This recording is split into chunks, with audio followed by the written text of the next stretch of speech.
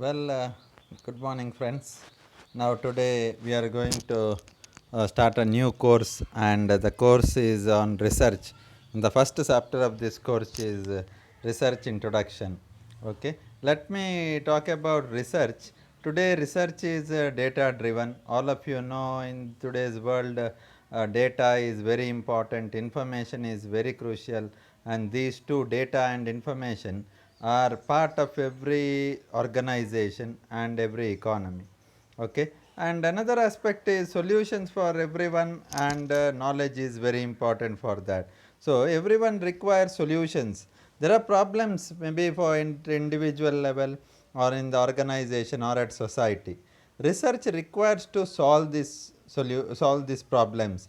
That is why solutions are important, and that way we can say that for solutions, knowledge of research is absolutely essential. Let us look into this individual, corporate, economy, or society. So, in all these cases, there are problems. Individual may have problems related to purchasing, problems related to shopping, problems related to motivation, problems related to satisfaction, problems related to job, or corporate may have problems related to purchase, again decision making, hiring, training, to do training or not to do training. Economy may have problems related to so many economic aspects, and then society, of course, society also may have some problems. Now this research helps in understanding these problems and trying to give a solution which can solve the problems easily. Now let us look into the last aspect, that is, today we require conclusions or solutions with evidence, and just the solution is not sufficient. You require solution with evidence or conclusion with evidence. That is why we require a research. Okay, so from this perspective, research is very crucial. Now let us look into the meaning of research. If we look into the meaning of research, research is acquiring knowledge and developing understanding, collecting facts and interpreting it, and ultimately giving solutions, new possibilities, and innovation. So you look at this, it is acquiring knowledge. So we require knowledge, we develop, understand, and collecting facts. So there is developing of a particular fact or information, understanding of particular thing, collecting facts for that, and then interpreting. Maybe we use statistics or we use various tests for interpretation, and all these for solutions or new possibilities, or and ultimately it results in innovation or innovate. So research is unbiased, structured, or a sequential method of inquiry directed towards clear implicit or explicit objective. So research is very clear here, it is a method of inquiry, and that method of inquiry is perfect method of inquiry or sequential method or a structured method. Now let us look into the various types of research. See, first we have basic research. Now basic research is just to know. See, as it is very clearly mentioned, premise is just to know, or concern is primarily academic in nature. See, academically we study so many things. Now maybe that is research. Investigate best practices of an organization just to understand what is there in it, or a new cause and effect relationship, work family conflict, just understanding that. Okay, just you are getting the knowledge for understanding sake or academic sake or your interest, that's it. Okay, next is applied research, which is solution oriented or action oriented, or it is completely practical in nature, in the context and practical in approach. See, the product is not able to take off, not selling. Okay, what we have to do, we have to identify the reasons for this, so we have to do research, and maybe it has got limited relevance. Knowledge generates knowledge specific to the problem situation. Here very specific, you see, product is not selling is a problem, so you are trying to sell the product or identify the reasons for why it is not selling. So it is applied research, very practical in nature, or it is we can say it is company oriented or applicable applied research.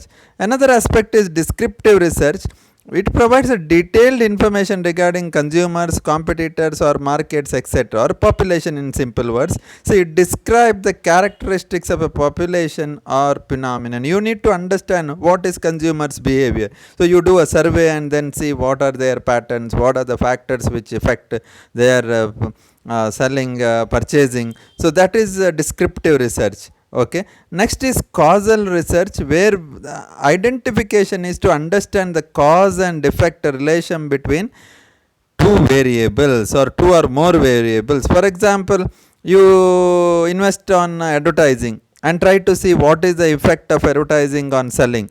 You go for training, what is the effect of training on productivity? So cause and effect. So if I spend or invest 1 lakh on training, how much production increases? So causal research. Exploratory research, which is conducted to resolve ambiguity. So you have some information, you try to get more information on that.